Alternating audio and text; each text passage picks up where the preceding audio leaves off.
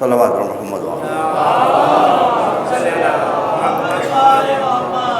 مجلس کا وقت یاد رکھیے گا، کل سے 7:35 سے 8:35 بیچ میں وہ 7:30 بجے اذان بھی ہونے لگتی ہے، اس کو ذرا سا اوائڈ کریں۔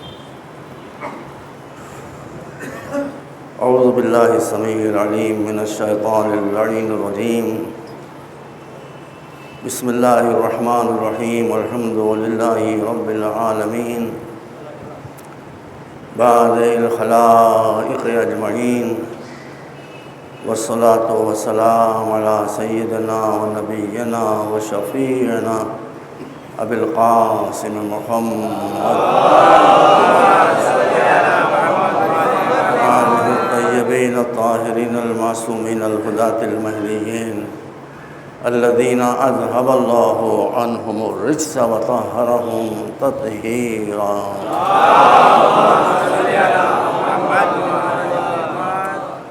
اما بعد فقد قال اللہ سبحانہ تبارک و تعالی وهو اصدق الصادقین، لقد ارسلنا رسلنا بالبینات وانزلنا معهم الکتاب والمیزان لیقوم الناس بالقسط۔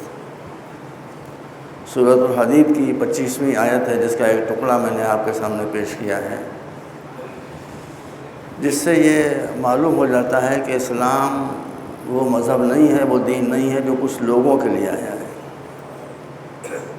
اسلام اللہ کا بنایا ہوا دین ہے جو سارے انسانوں کے لیے آیا ہے، ساری بنے نوع انسان کے لیے آیا ہے، ساری انسانیت کے لیے آیا ہے۔ میں شروع میں آپ کے سامنے عرض کر دوں کہ جو دین ایک ایک بشر اور ایک ایک انسان کے لیے آیا تھا، آج اسی اسلام سے تقریباً ایک ایک بشر اور ایک ایک انسان دور ہو رہا ہے، اس سے نفرت کر رہا ہے۔ میں صحیح کہہ رہا ہوں یا غلط؟ صحیح ہے نا؟ جو آپ سب کے لیے آیا تھا، پوری دنیا انسانیت کے لیے، پورے مانو سنسار کے لیے جو دین آیا تھا، اس دین سے لوگوں کو نفرت ہو گئی۔ یہودی نفرت کرتے ہیں، کرسچن نفرت کرتے ہیں، ہمارے ہندو بھائی نفرت کرتے ہیں، بودھ۔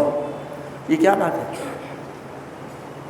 ہم اگر ہندو بھائی مجھے یہاں پر 2-4 دکھائی دیے، میں ان کو اپنے بھائیوں کو بتانا چاہتا ہوں، اسلام میں کوئی بات ایسی نہیں ہے کہ جو اپنی طرف نہ کھینچے۔ اسلام میں کوئی بات ایسی نہیں ہے جو دنیا کو اپنی طرف نہ کھینچے، اور مسلمانوں میں کوئی ایسی بات نہ ہے جو ان کو ڈھکیل نہ دے۔ اسلام میں اچھائیاں ہی اچھائیاں ہیں، مسلمانوں میں برائیاں ہی برائیاں ہیں۔ تو لوگ اسلام کو مسلمانوں کے بیہیویئر اور کیریکٹر میں دیکھتے ہیں اور سمجھتے ہیں یہی ہے اسلام، حالانکہ آج جو کچھ مسلمانوں میں دکھائی دے رہا ہے، اسلام کا اس سے کوئی تعلق نہیں، بلکہ اسلام ان ساری باتوں کا دشمن ہے، اس کو مٹانا چاہتا ہے۔ اور فرمائیے گا، اسی لیے جو آیت میں نے آپ کے سامنے پڑھی ہے، میں نماز پڑھتا ہوں، روزہ بھی رکھتا ہوں، حج بھی میں نے کیا ہے، زیارتیں بھی کی ہیں، مجلس بھی کرتا ہوں، ماتم بھی کرتا ہوں، روتا بھی ہوں، سب آپ بھی ہم اس سے بہتر آپ حضرات کرتے ہیں۔ قرآن بتا رہا ہے یہ سب بھی بہت ضروری ہے، یہ سب بھی بہت ضروری ہے، مگر یہ ہے مگر تمہارے دامن پر کسی ہندو پر ظلم کا دھبا ہے، کہ تم نے کسی ہندو کے ساتھ انیائے کیا ہے، ظلم کیا ہے، کرسچن کے ساتھ انیائے کیا ہے، ظلم کیا ہے، تو یہ اتنا بڑا جرم ہے کہ ان ساری عبادتوں کو کھا جائے گا۔ اس لیے کہ ہم نے جو ٹارگٹ تم کو دیا، یہ قرآن کی آیت حدیث تھوڑی ہے، اس سے آپ انکار ہی نہیں کر سکتے، اور آیت محکمہ ہے جس کی کوئی تعویل نہیں ہو سکتی، اور کیا ہے۔ تو اب مولا کائنات نے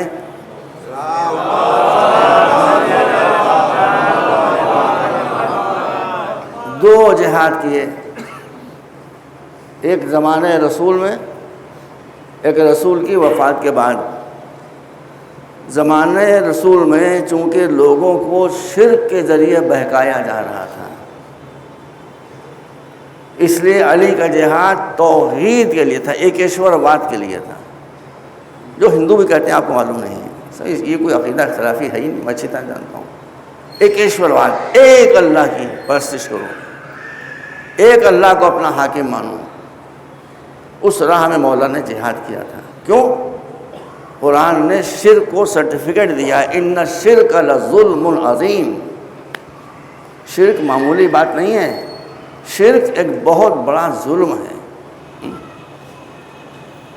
آپ ارے کسی چور کو، کسی ڈاکو کو پردھان منتری نریندر مودی کے پہلو میں جا کر بٹھا دیں، ایک نعرہ ان کی جے جے کار کا لگائیں، ایک اس کی نعرہ جے جے کار کا لگائیں، تو یہ نریندر مودی پر ان کے خیالات ان کے ساتھ ہیں، لیکن میں بطور مثال کہہ رہا ہوں کتنا ناگوار ہوگا کہ آپ نے گھس خدے کو لا کر میرے پہلو بٹھا دیا۔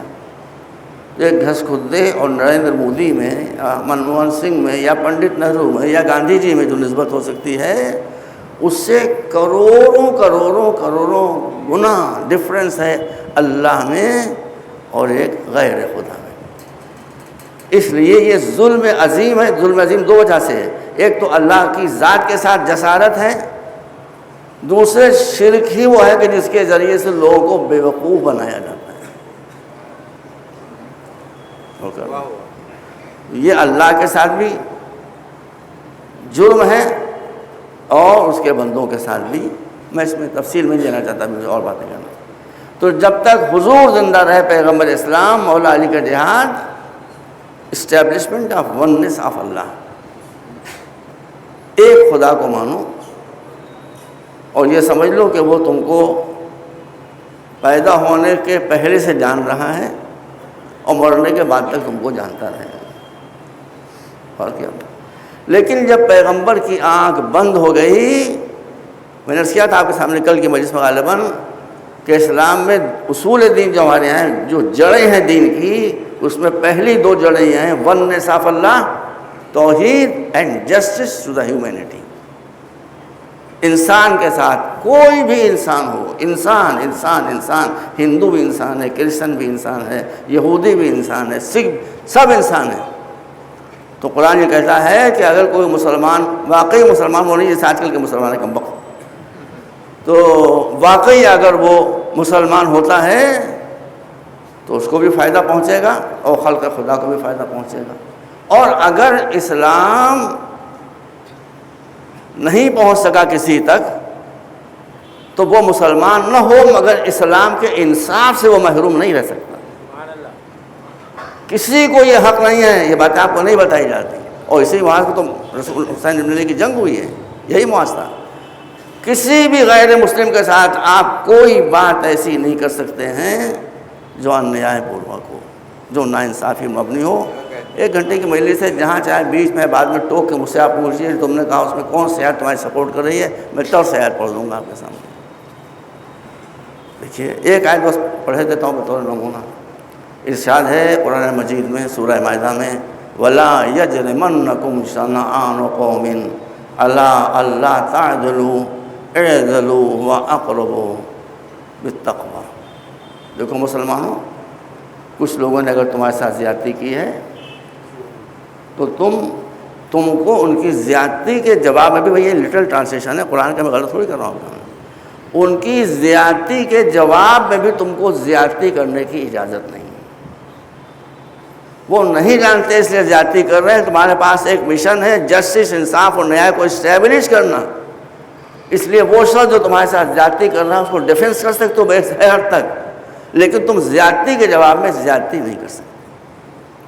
اگر کسی نے تمہارے اوپر پانی بند کر دیا ہے مثلا، تو تم پانی انسان کا حق ہے پینا، اس کے لیے تم اسٹرگل کر سکتے ہو، لیکن اس کے بدلے میں اس پر پانی بند کر دو، یہ تم نہیں کر سکتے۔ اور ایک مرتبہ صلوات بھیجیں آپ رات بہت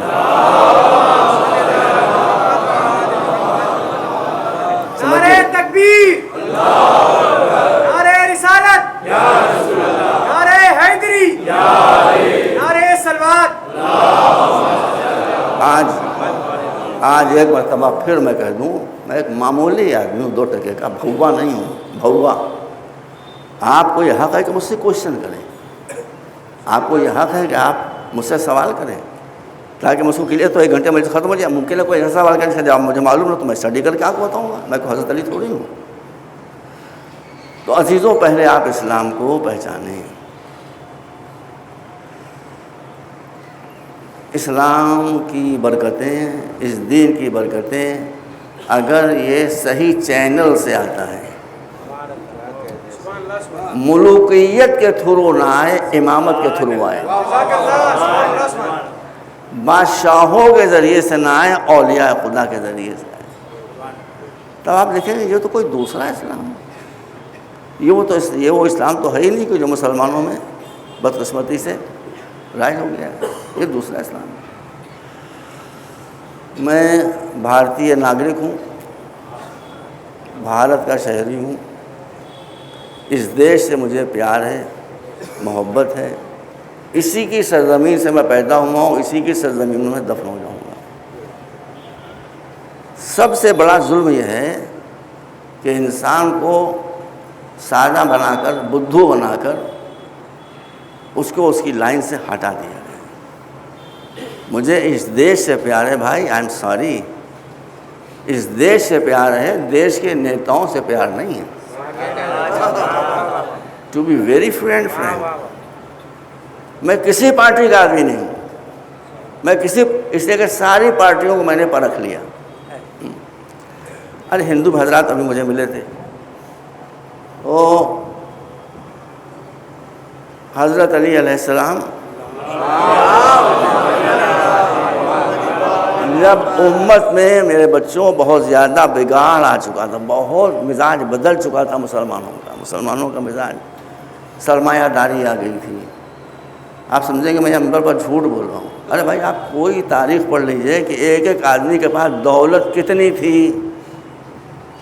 ایک ایک مسلمان کے پاس مدینے میں کتنی دولت تھی۔ ہندو بھائی بتائیں ہمیں، کبھی کسی ہندو نے کسی سونار کے یہاں سونے کو ہتھوڑیوں سے اور کلہاڑیوں سے کاٹتے ہوئے دیکھا ہے؟ بتاؤ بھیا،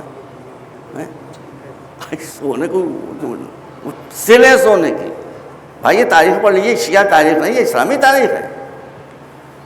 ایک ایک بزرگوار کے پاس ایک ایک ہزار تو گھوڑے تھے، اور گدھے کتنے تھے مجھے نہیں معلوم، ایک 1000 ہارسز۔ بزر گیا مثال، سرمایہ پرس ہو گئے تھے لوگ، سرمایہ پرس ہو گئے، دولت سے انسان کا وقار ناپا جاتا تھا، اتنا مزاج بگڑ گیا تھا، وہ حالات کا تقاضا تھا، میں کسی پہ الزام نہیں دیتا۔ اس بگڑے ہوئے مزاج میں، اس بگڑے ہوئے ماحول میں مولا علی کو ظاہری طور پر تخت حکومت ملا، پاور ان کے پاس آئی۔ بھیا ہندو بھائی آپ ہمارے بھائی ہیں، چھوٹے بھائی ہیں، ہم قسم کھاتے ہیں بیٹھ کے، ہم کو اس دیش سے بہت پیار ہے، ہم کو اس دیش سے اس لیے پیار ہے کہ جب ہمارے بھائیوں نے، سو کار بھائیوں نے نہیں بلکہ برادران یوسف نے، برادران جو یوسف کے بھائی تھے، آپ جانتے ہیں کتنے خطرناک تھے، بھائی تھے، مگر اپنے بھائی کو کن کن مشکلوں میں ڈالا، کن کن پرابلمس میں ڈالا، کہاں کہاں ان کو نہ ستایا۔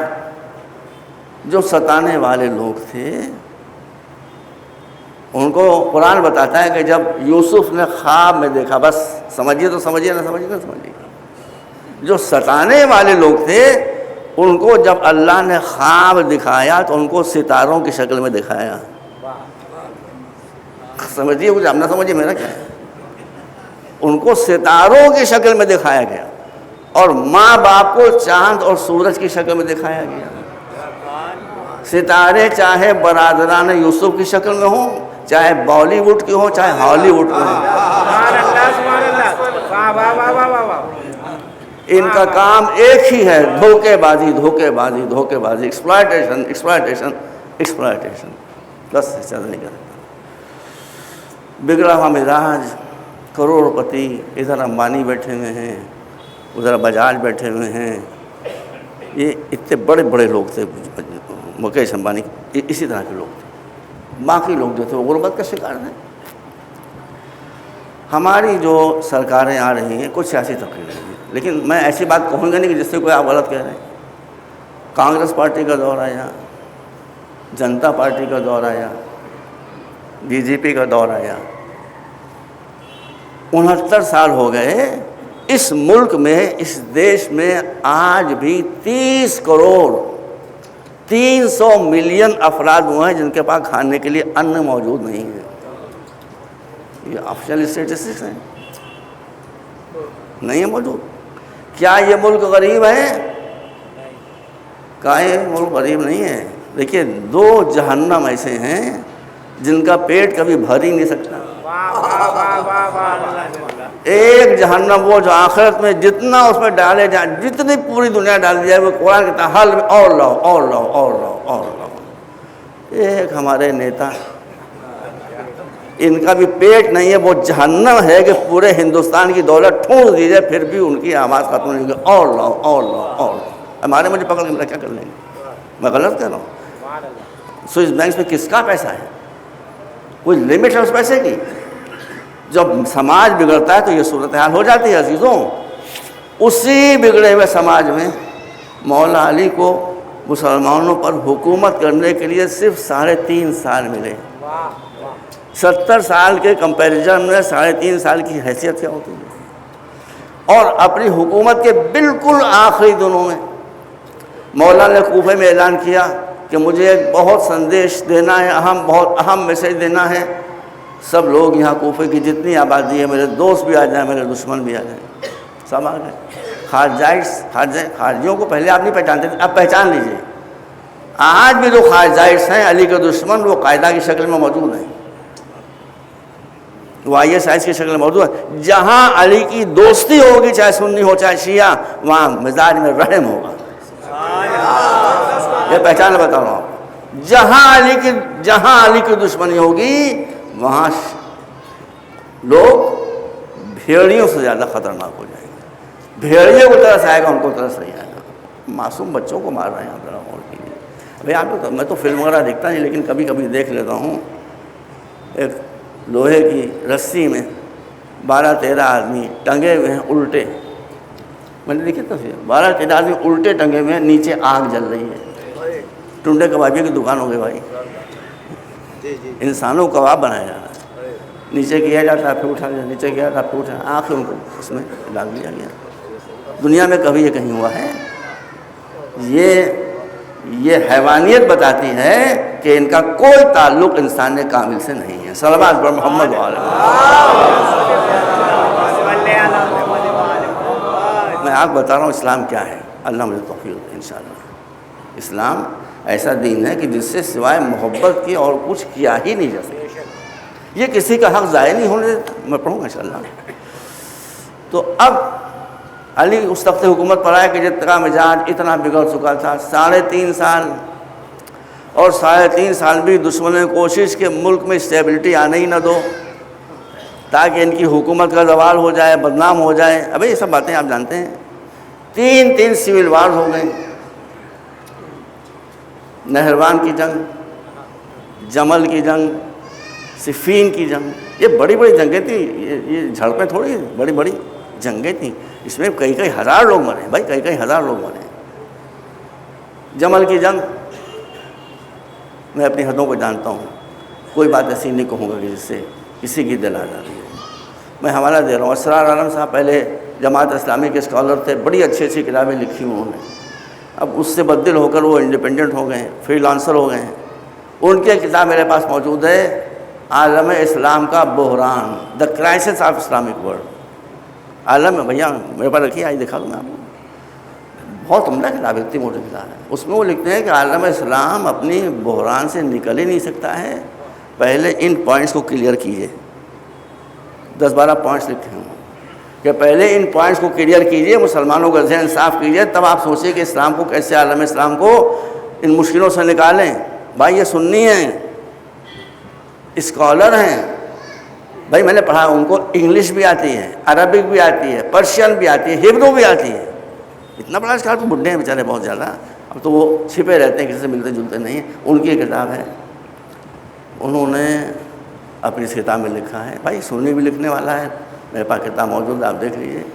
انہوں نے کچھ باتیں لکھی کہ پہلے ان باتوں کو کلیئر کیجیے، انڈیپینڈنٹلی، انصاف کے ساتھ، جسٹس کے ساتھ۔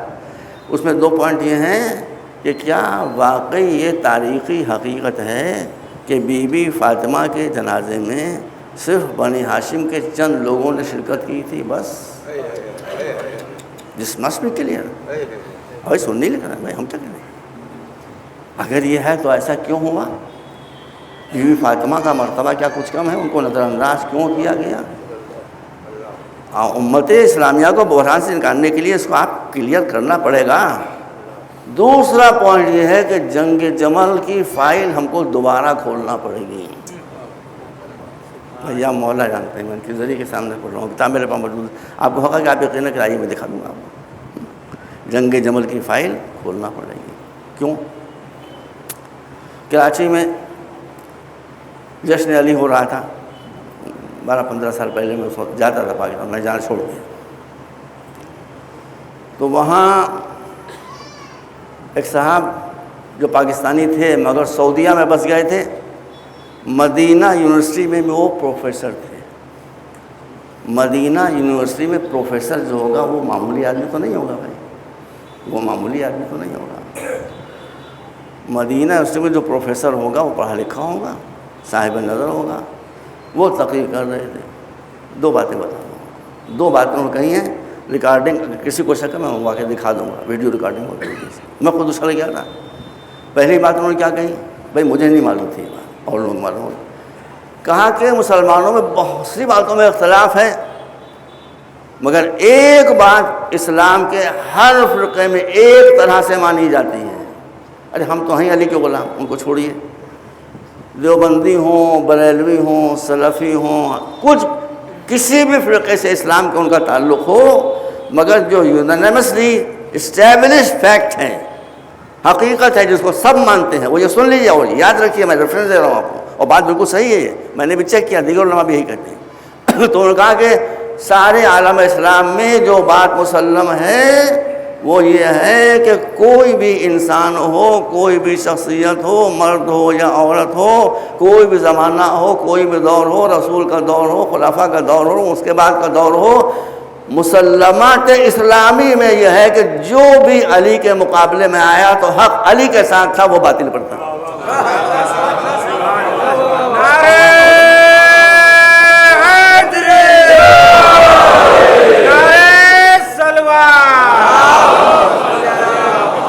اب کیا جھگڑا؟ فنش؟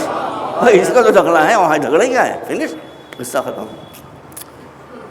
اب لوگوں میں تو بہت جوش و ولولہ اور نعرے لگنا شروع ہوئے، وہ منٹ کے رکے، اس کے بعد کہنے لگے یہاں تک کہ میری اماں، میں نے کہا یہ اماں کون سی آ گئی بھائی، میں سمجھا ہی نہیں، آپ سمجھ لیجیے گا، جتنا لکھا اتنا ہی پڑھوں گا میں، جتنا انہوں نے کہا ہے، یہاں تک کہ میری اماں بھی اگر علی کے مقابلے پر آ گئیں تو ان کو بھی 20 سال تک اپنا دوپٹہ آنکھ پر رکھ کر رونا پڑا۔ میں اس کا ذمہ دار ہوں، 20 سال تک دوپٹہ آنکھوں پر رکھ کر رو، ہائے میں نے کیا غلط کیا، ہائے میں نے کیا غلط کیا۔ میرا کہنے کا مقصد ہے کہ اتنا ماحول خراب ہو گیا تھا، اور جنگ صفین اور جنگ نہروان وہ بہت مسئلے الجھے میں، بہت بڑی بڑی جنگیں ہیں یہ، اور کیا نا،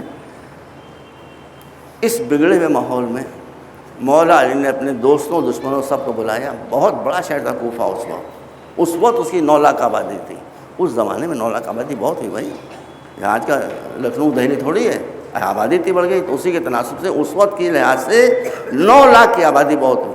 کوفے کی اتنی بڑی منزل لوگوں سے چھلکنا شروع ہو گئی۔ ایک بات بتا دوں آپ کو، رسول اور علی ابن ابی طالب کے خصوصیات میں سے ایک بات یہ ہے کہ ان کی آواز لاؤڈ اسپیکر سے بے نیاز تھی۔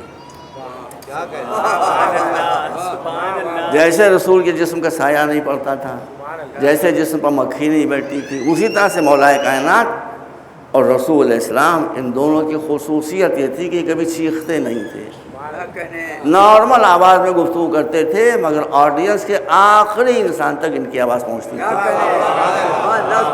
یہ عالمین کے لیے رسول بنائے گئے بھائی، یہ عالمین کے لیے رسول بنائے گئے۔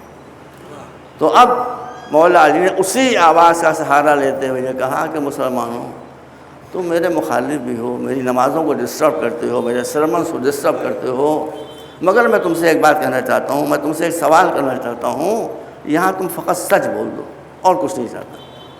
اس کے بعد آپ نے فرمایا کہ مجھے تمہارے درمیان 3.5 سال حکومت کرتے ہوئے ہیں اور اب میرا وقت ختم ہو رہا ہے، اشارہ کر دیا شہادت کی طرف۔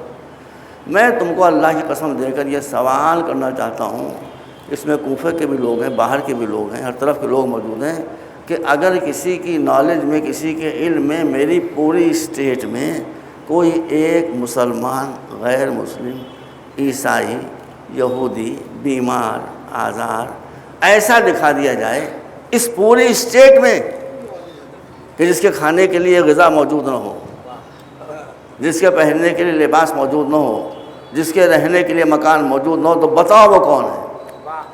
اور خدا کی قسم سارے، یہ ایک کرسچن نے لکھا ہے، سارے مجمع نے سر جھکا کر کہا کہ آپ کی پوری اسٹیٹ میں نہ غریبی ہے، نہ بیماری ہے، نہ بھوک ہے، نہ کوئی بے گھر ہے، نہ کوئی بے در ہے۔ یہ ہے حیدری،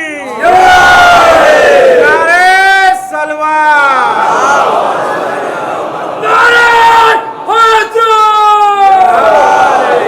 نعرہ حیدری، نعرہ حیدری،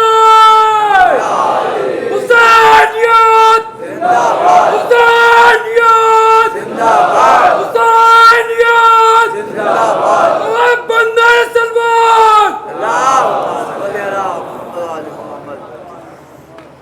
اب میں ماضی کو حال سے ملا دوں، پاسٹ کو پریزنٹ سے ملا دوں۔ جتنے اسلامی ملک ہیں بھائی، ہمارا دل روتا ہے۔ اسلام کا مشن یہ تھا کہ اسلام کے ذریعے دوسروں کو آزادی دلائی جائے، مگر ہمارے جو رہنما ہیں سعودیہ بیگم، قطر، دیکھیں ہم سنیوں کے خلاف بالکل نہیں، لیکن سعودیہ تو ہم برداشت ہی نہیں کر سکتے بھائی۔ ہم کنگڈم کی بات کر رہے ہیں، کسی ذات کی بات تھوڑی کر رہے ہیں۔ اسلام میں کنگڈم ہے ہی نہیں، اسلام مانرکی ہے ہی نہیں۔ جہاں اللہ مالک ہوگا وہاں دوسرا مالک کیسے ہو جائے گا؟ یہ کوئی سنی شیعہ اختلافی مسئلہ تھوڑی ہے۔ ایک پاور ہے امریکہ، جس نے سب کو غلام بنا رکھا ہے، سب کے ہاتھ بدھو بنا بنا کر اپنے اسلحے جو خراب ہو رہے ہیں، ریجیکٹڈ ہو رہے ہیں، وہ اربوں ڈالر میں بیچ رہا ہے۔ ان اسلحوں کی خصوصیت یہ ہے کہ جب ان کی نالیں مسلمانوں کی طرف کی جاتی ہیں تو جام ہو جاتے ہیں، چلتے ہی نہیں۔ مسلمانوں کی طرف کی جاتی ہیں تو چلتے ہیں، جب یہودیوں کی طرف کی جائے تو یہ چلتے ہی نہیں۔ یہ عالم ہے۔ ایک واللہ مولا میں آپ کو گواہ کرتا ہوں، میں نے، اب تو مجھے شرم آتی کہتے ہوئے کہ میں ایران کا ایک پیسے کا بھی نمک خوار نہیں ہوں، مگر نمک خوار نہ ہونا دوسری بات ہے، حق بیانی دوسری بات ہے۔ میں ایران جاتا رہتا ہوں، برابر جاتا رہتا ہوں۔ جب سینکشنز تھے پوری دنیا نے بائیکاٹ کیا تھا۔ ارے حضور حضور ہیں، رسول رسول ہیں، یہ کائنات کے ساتھ ان کے مقابلے میں کوئی بھی نہیں ہے بھائی، لیکن رسول کا بھی جب بائیکاٹ ہوا ہے تو نوبت کیا آ گئی تھی؟ چمڑے کے ٹکڑے کھا رہے تھے، درختوں کی چھالیں کھا رہے ہیں، درختوں کی پتیاں کھا رہے ہیں۔ اس طرح سے 3.5 برس شیب ابی طالب میں حضور نے اور حضرت ابو طالب نے گزارے ہیں، اور قبیلہ بنی ہاشم نے۔ دیکھ لیا آپ نے، ایران کی ساری دنیا نے ایران کا ٹوٹل بائیکاٹ کیا، پوری دنیا نے، فرانس نے، برطانیہ نے، جرمنی نے، امریکہ نے، پوری دنیا نے ایران کا بائیکاٹ کیا۔ مگر ایران میں چونکہ اسلامی نظام قائم تھا، صحیح اسلامی نظام، کوئی شیعہ سنی مسئلہ، صحیح اسلامی نظام تھا جو ظلم کو برداشت نہیں کر سکتا۔ اس نظام کی خصوصیت ہے کہ نہ کسی پر ظلم کرو، نہ کسی کا ظلم سہو۔ یہی فلسفہ تھا حسین ابن علی کا، سرکار سید الشہداء کا، ظلم سہنے کے جانے دینے کے، مگر ظلم کو اتنی ہمت نہیں، ہمت توڑ دیں گے ہم۔ یہیں پر یہی بتا دوں آپ کو، آپ کربلا کے اگر المیوں کو سمجھنا چاہتے ہیں، ایک منٹ بس صلوات پڑھیں آپ۔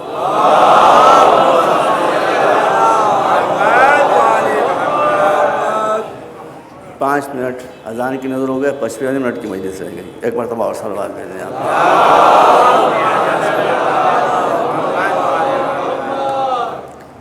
بس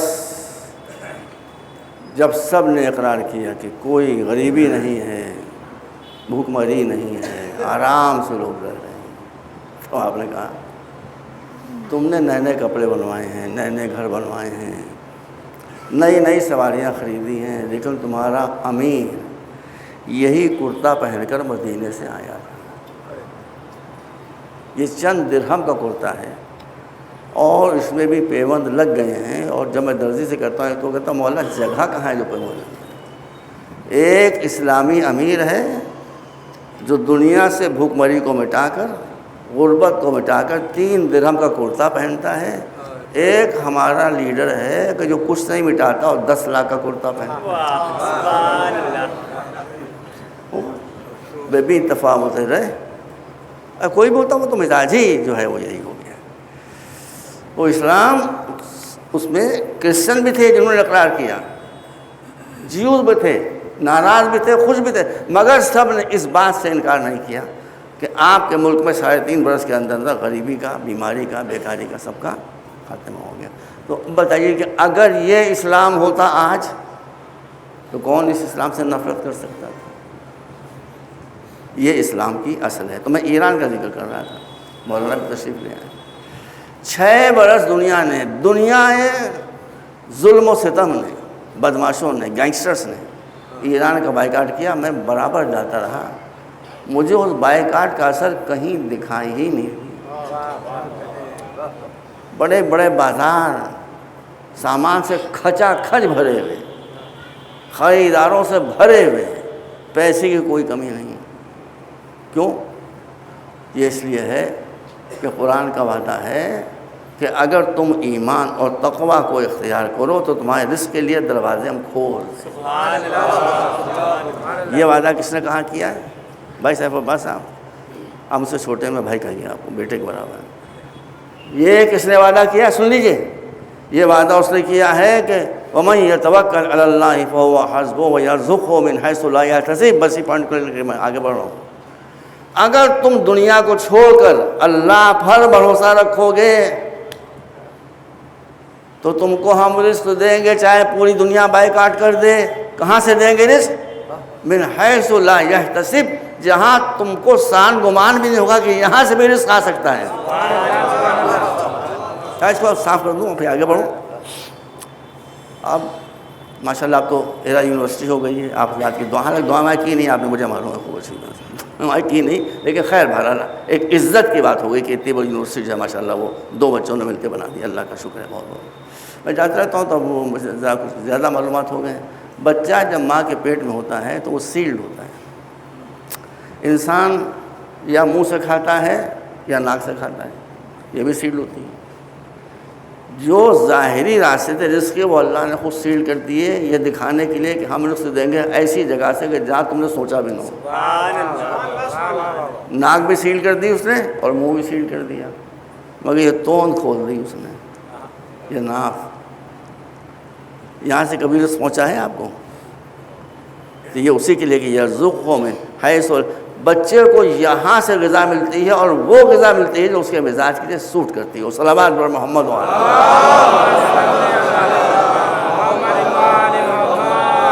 ایک مرتبہ اور صلوات بھیجیں آپ کو۔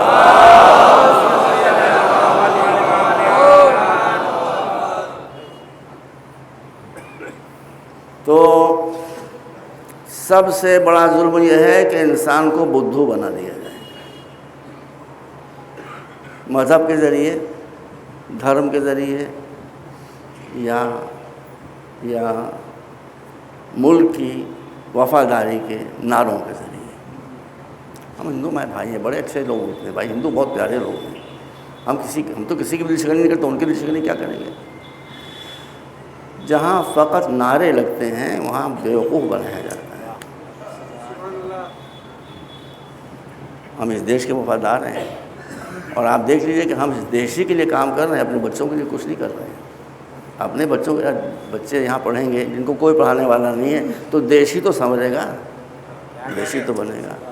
بیماروں کا اگر علاج ہوگا تو دیشی کی تو سیوا ہوگی، دیشی کی تو خدمت ہوگی۔ ڈاکٹرز کیا کر رہے ہیں؟ نرسنگ ہوم، اس سے پہلے ہی نر لگا ہوا ہے، اس کا خیال رکھیے گا، پہلے ہی نر لگا ہوا ہے، شیر نر بیٹھا ہے وہاں۔ کتنا لوٹتے ہیں، کتنا چوستے ہیں، بے رحم لوگ۔ جب تک اس کم وقت کی جیب خالی نہ ہو جائے مریض کو اچھا نہ ہونے دینا۔ یہ دنیا میں اس وقت سب چل رہا ہے۔ اسلام کہتا ہے کہ تم کچھ ہو اسلام نہ مانو، مگر اسلام کا انصاف تم تک پہنچے گا، تم کو بھی بھوکا نہیں رکھا جائے گا، تم کو بھی پیاسا نہیں رکھا جائے گا، تم کو بھی بے علاج کے نہیں رکھا جائے گا۔ ایک مرتبہ صلوات بھیجیں آپ پر، ایک مرتبہ اور صلوات بھیجیں آپ پر۔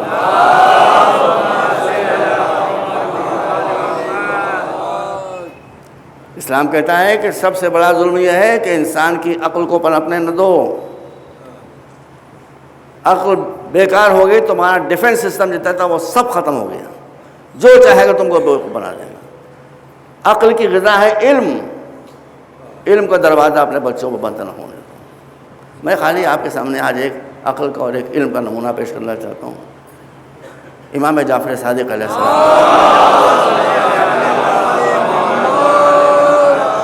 امام جعفر صادق علیہ السلام، ان کے بارے میں ان کو کچھ سمجھ ہی نہیں، تو کہے گا کیا کہے گا کوئی؟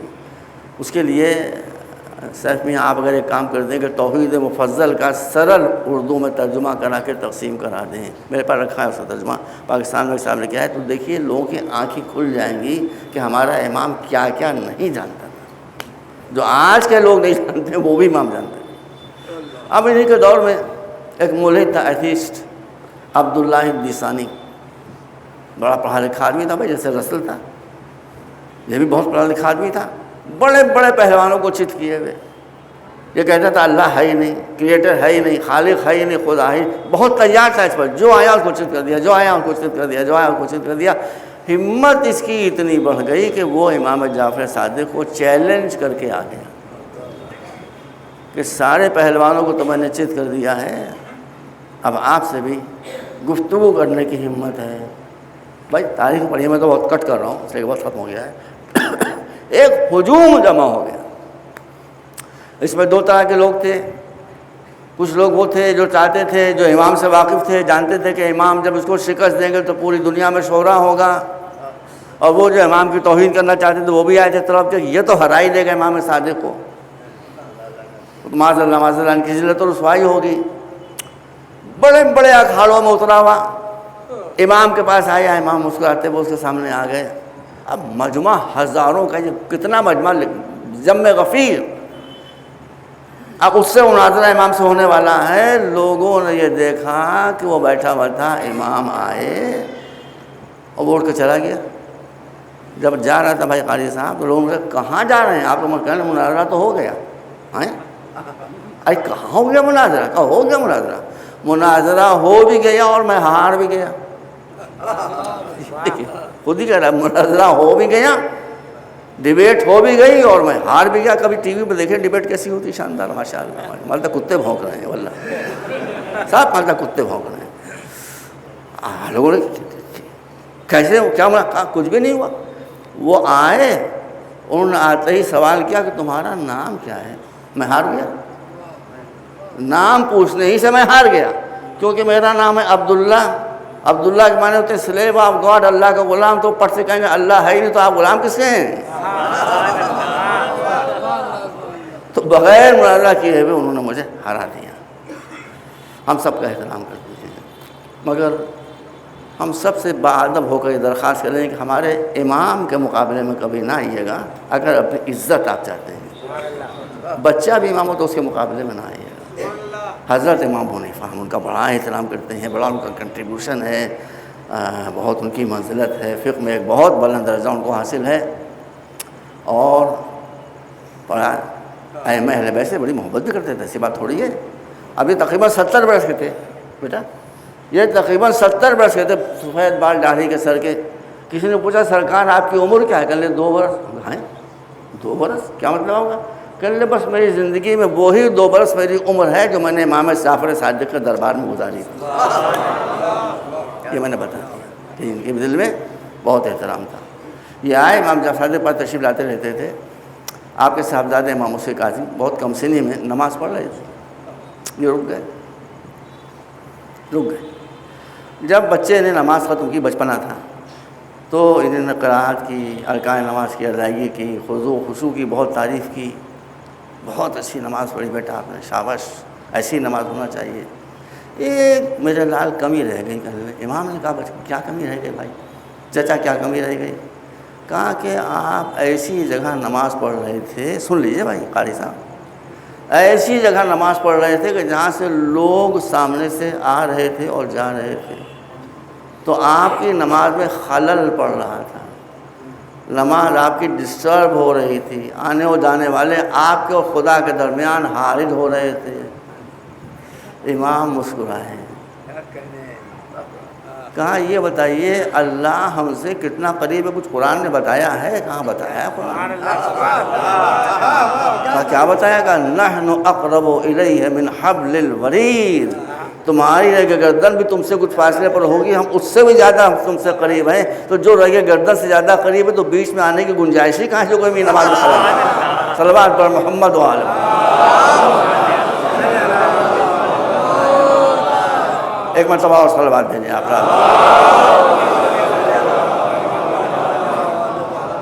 بس میں نے بہت عرصے بعد لکھنؤ کا محرم کیا ہے بھائی. سیف میاں آپ بالکل کبھی سیف نہ بن جائیے گا تو اور معاملہ گڑبڑ ہو جائے گا. نیام کے اندر ہی رہیے گا انشاءاللہ, اور سمجھدار آدمی ماشاء اللہ. لیکن میں نے محرم جب یہاں دیکھا تو مجھے کوالٹی, کوانٹٹی, ڈسپلن, مجھے بہت سکون ہوا کہ ایک نسل گئی ہے تو دوسری نسل تیار ہو گئی. کیوں؟ یہ فاطمہ کا وعدہ ہے, اللہ کا وعدہ ہے فاطمہ زہرا سے. یہ ممبر کبھی خالی رہ نہیں سکتا, یہ مجلسیں ہوتے. ایک ذرا سی بات اس کرنا چاہتا ہوں, ذرا سی بات ناگواری بس ہے. عزاداری بجائے خود بہت اہم ہے, بہت اہم ہے. اسی عزاداری نے آپ کو زندہ رکھا ہے. چلیے وہ بات میں کل کہہ دوں گا, آج نہیں کہہ پاؤں گا, وقت بہت کم رہیں گے. اس عزاداری کی علماء نے بڑی قدر کی ہے, خاص طور پر جو ہمارے مراجع ہیں انہوں نے بڑی قدر کی ہے. جب ایران میں انقلاب آیا ہے تو آیت اللہ خمینی نے کیا فرمایا تھا؟ یاد آیا آپ کو؟ فرمایا تھا ما حرچ داریم از ہمین محرم داریم. ہمارے پاس جو کچھ ہے, جو جذبہ ہے, جو ولولہ ہے, جو پیسہ ہے, جو فراوانی ہے, جو علم ہے, جو ہنر ہے, جو عقل ہے, جو کچھ ہے, یہ سب محرم کا صدقہ ہے. کبھی آپ کے ذہن میں خیال جانے نہ پائے کہ محرم سے جتنی عقیدت ہم کو ہے ہمارے علماء کو نہیں ہے. ہم بھی جانتے ہیں, مگر تھوڑا سا اس کو ٹارگیٹڈ بنا دیجئے, اس کا ایک مشن بنا دیجئے. مشن کیا ہے؟ لِيَقُومَ النَّاسُ بِالْقِسْطِ. یزید کے لشکر میں جو آئے تھے ان کی داڑھیاں نہیں تھیں, داڑھے تھے, داڑھیاں کیا, بغلوں میں قرآن نہیں تھے, لٹک رہے تھے, سر پر پگڑیاں بندھی ہوئی تھیں, ماتھوں پر گھٹے تھے. کس پوائنٹ پر جنگ ہوئی بھائی؟ وہ مورتی پوجا نہیں کرتے تھے, وہ اپنے کو موحد کہتے تھے, سچا مسلمان بتاتے تھے. تو ان سے جنگ کیوں ہو گئی؟ ان سے جنگ اس لیے ہو گئی کہ قرآن کے پیچھے ظلم تھا, نمازوں کے پیچھے ظلم تھا, حج کے پیچھے ظلم تھا, داڑھیوں کے پیچھے ظلم تھا. اسلام سب کچھ برداشت کر سکتا ہے مگر ظلم برداشت نہیں. یہ پوائنٹ جنگ کا, یہ پوائنٹ. بس اب اس کی مزید وضاحت انشاءاللہ کرنا پڑوں گا. اس لیے اس بات کو آپ یاد رکھیں کہ حسین کی جنگ دشمنوں سے صرف اس پوائنٹ پر تھی کہ ہم اپنی جانیں دے دیں گے مگر ظالموں کو کمر شکن جواب دیں گے. اس کا میں نے کہا کمر شکن. اب کہتے ہیں امام حسین نے قربانی دے دی, ہر طرح کی قربانی اور بعض کی جناب فلاں, تو یہ بھی تو دیکھیے اس کا اثر کیا ہوا. یہ اتنا بھرپور جواب تھا بادشاہت کو, ملوکیت کو, حکومت کو, اتنا بھرپور جواب تھا کہ پھر حسین ابن تو کربلا میں آزاد آئے تھے, تلوار قبضے پر ہاتھ تھا, اور ان سے بیعت کا مطالبہ کیا جا رہا تھا. اسی حسین کا بیٹا دربار یزید میں گیا, ہاتھوں میں ہتھکڑیاں پڑی, مگر حکومت اتنا تھر تھرا گئی تھی کہ زین العابدین سے بیعت کا مطالبہ پھر نہیں. امام محمد باقر سے کسی نے بیعت کا مطالبہ, کسی امام سے بیعت کا مطالبہ نہیں کیا گیا. کمر شکن جواب دیا تھا حسین نے کہ ہم جانے دے دیں گے مگر باطل کے ہاتھ پر بیعت نہیں کریں گے. بس یہ میسج آپ کے سامنے رہنا چاہیے. کربلا کی جنگ ظلم کے مٹانے کے لیے ہوئی. ظلم کا خاتمہ کرنا ہر حسینی کا شعار ہونا چاہیے, ہر حسینی کی شان ہونا چاہیے. اب ظلم میں کیا چیز ہے؟ ظلم میں ہر وہ شے ہے کہ جس سے انسانیت کی توہین ہو, انسانیت پرابلم ہے. غربت بھی ظلم ہے, غریبی کو مٹائیے. اسی غربت کی وجہ سے کتنے غلط باتیں ہیں کہ جو ہم کرنے کے لیے مجبور ہو جاتے ہیں اپنی غربت کے ہاتھوں۔ جہالت کو مٹائیے۔ علی کا ماننے والا ہو جاہل ہو یہ کوئی شایان شان بات نہیں ہے۔ امیر کائنات کے ماننے والے ہوں غریب ہوں یہ کوئی مناسب بات نہیں ہے۔ اب اس کی تفصیل انشاءاللہ کل میں پیش کروں گا، کچھ عملی منصوبہ جو آپ کے سامنے رکھوں گا انشاءاللہ دوسروں کا۔ اسی لیے کربلا کی جنگ ہوئی تھی۔ اب آپ دیکھ لیجیے ماشاءاللہ یہ امام باڑہ، یہ دونوں دالان، یہ صحن پورا، وہ دیکھیے وہاں تک لوگ سب کھڑے ہیں۔ یہ کیا پہلی مجلس ہو رہی ہے؟ یہ کسی کا عشق، یہ پہلی مجلس تھوڑی ہے۔ ان میں سے ہر مجلس میں آنے والے کم سے کم یہ 5ویں یا 6ٹھی مجلس ہوگی۔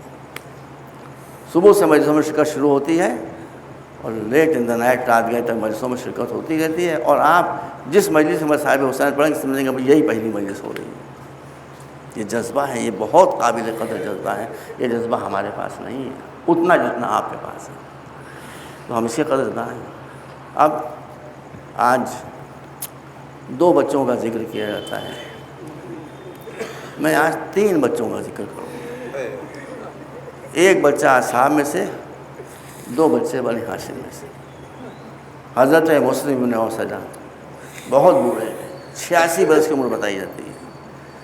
اب 86 برس کے تھے، لڑے اور خوب لڑے، آخر زخموں سے چور ہو کر گھوڑے کی بلندی سے زمین پر آئے تو حبیب ابن مظاہر، آپ نے کل سنا ہوگا ان کا ذکر، پاس آئے امام حسین کے ساتھ اور کہا مسلم بن اوسجہ اگر یہ معلومات ہے کہ تمہارے بعد کچھ دنوں زندہ رہنا ہے تو وصیت کی فرمائش کرتا، وصیت پر عمل کرانے سے بھی انسان کو ثواب ہوتا ہے، مگر تم آگے آگے جا رہے ہو۔ بھیا یہ کہاں ہے، یہ کہاں ہے، یہ کہاں ہے نمونہ؟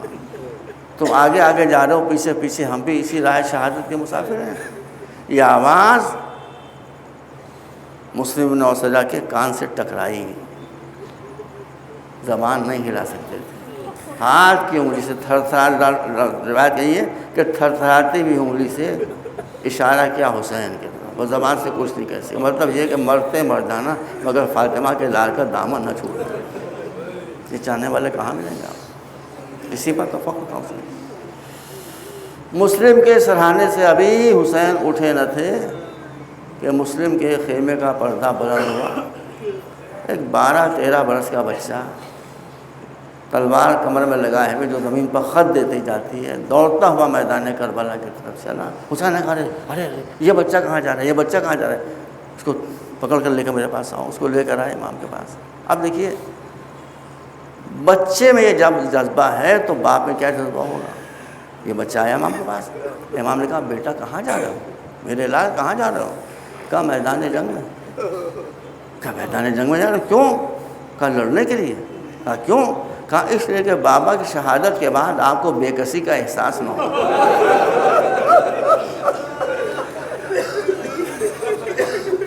ہم چھوٹے چھوٹے بچے جب تک موجود ہیں آپ پر آنچ نہیں آنے دیں۔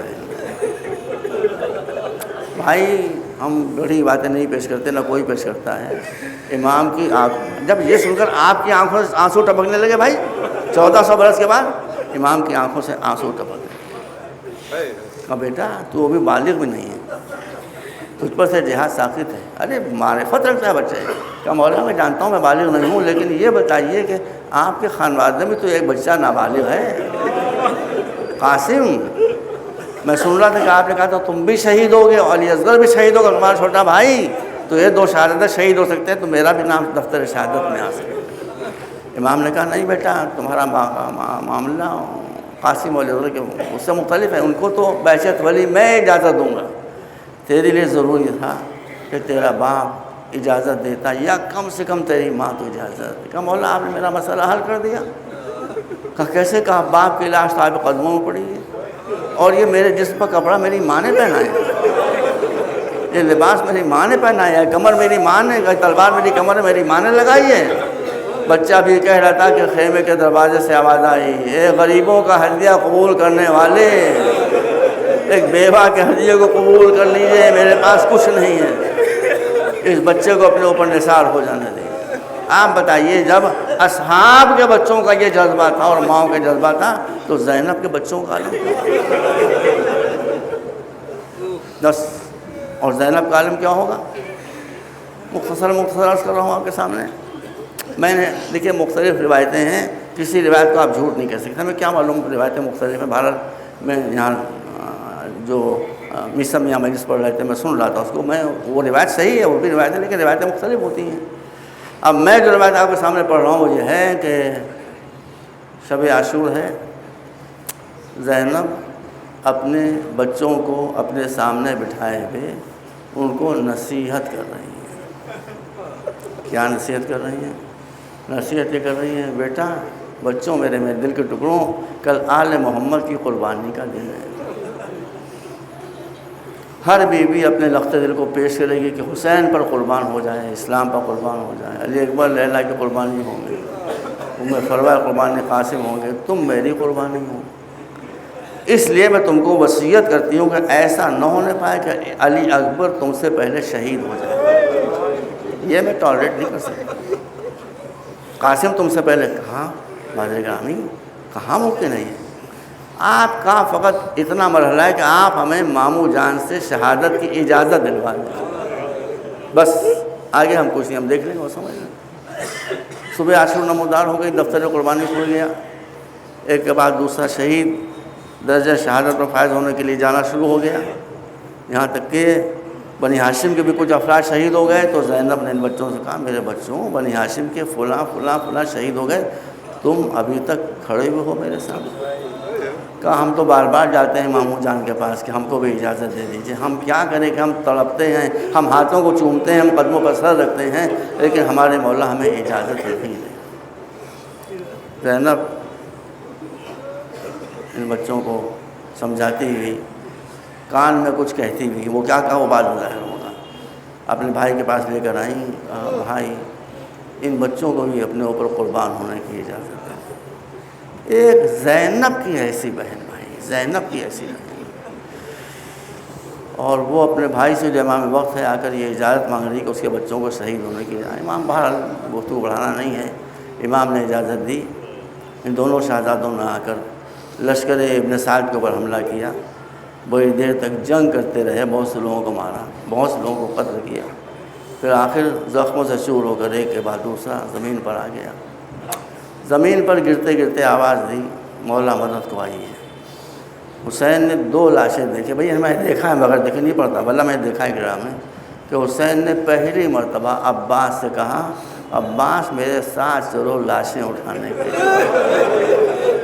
اب تک ہمیشہ بلّہ حسین اکیلے گئے تھے، اب آپ سمجھ گئے عباس کو، اس لیے کہ ایک جنازہ تو حسین اٹھا کے لا سکتے ہیں، 2 جنازے اس لیے بھائی کو لے کر جا رہے ہیں، ایک جنازہ میں اٹھاؤں گا، ایک جنازہ تب مجلس ختم ہو رہی ہے۔ دونوں شہزادوں کو جنازوں کو لیے ہوئے خیمے کے در کے اوپر لا کر رکھا۔ جب فضہ نے دیکھا کہ جنازے شہزادوں کے آ گئے تو اندر گئیں اور جا کر کہا، بی بی آپ کے وہ شہزادے جو میدان جنگ میں گئے تھے میدان جنگ سے آ گئے، میدان جنگ سے آ گئے۔ فضہ کو غالب خلا وہ شہزادے سمجھ جائے گی، مگر زینب کو پتہ نہیں کیا ہوا، کہنے لگی کیا میں نے ان کو اس لیے بھیجا تھا کہ واپس آ جائیں؟ کہا نہیں بی بی واپس نہیں آئے، آ کر اپنے بچوں کا حال دیکھیے، دیکھیے بھائی ختم ہو رہی ہے، آ کر اپنے بچوں کا حال دیکھیے۔ ایک ماں نے آ کر دیکھا بچوں کا جسم تلواروں سے ٹکڑے ٹکڑے، غور کرتا رہیے گا، میری ختم ہو رہی ہے۔ زمین پر دونوں بچوں کے بیچ میں بیٹھی، کبھی اس کا منہ چوما، کبھی اس کا منہ چوما، کبھی اس کے سینے پہ ہاتھ رکھا، کبھی اس کے سینے پہ ہاتھ رکھا۔ میرے لاڈلوں میرے شہزادوں، تم نے مجھے فاطمہ زہرا سے سرخرو کر دیا۔ اس کے بعد سجدہ شکر بجا لائیں، بس مجلس ختم ہو گئی۔ اپنے بچے آئے تو سجدہ شکر بجا لائیں، خیمے کے اندر رہیں، مگر جب تھوڑی دیر کے بعد علی اکبر کی لاش آئی ہے تو زینب تڑپ کر خیمے کے باہر آ گئیں، آ کر اپنے کو علی اکبر کی لاش پر گرایا۔ زینب کو سنبھالنا پڑا، حسین کو خیمے کے اندر پہنچایا۔ اے بی بی آپ کیوں نکل کر آ گئی؟ شاید وجہ یہ ہو کہ یہ پہلا موقع تھا میرے عزیزوں، یہ پہلا موقع تھا کہ جب علی اکبر کے سرانے بیٹھ کر حسین چیخ مار کر روئے تو زینب اس لیے نکلی تھی کہ علی اکبر کے غم سے کوئی بہلا نہیں سکتا جب تک کہ میں پاس نہ جاؤں گی۔ حسین کو میرے پردے کا اتنا لحاظ ہے کہ یہ اپنے بچے کا غم بھول جائیں گے اور مجھے خیمے کے اندر پہنچا دیں گے۔ وَسَيَعْلَمُ الَّذِينَ ظَلَمُوا أَيَّ مُنقَلَبٍ يَنقَلِبُونَ اللهم اغفر للمؤمنين والمؤمنات والمسلمین والمسلمات الاحیاء منهم والاموات انک تغفر الذنوب جميعا۔ مومنین اور عزاداران مظلوم سماعت فرمانے، کل سے یہاں مجلسوں کا وقت 7:35 7:35 یہاں مجلس شروع ہوگی، 8:35 پر ختم ہوگی انشاءاللہ۔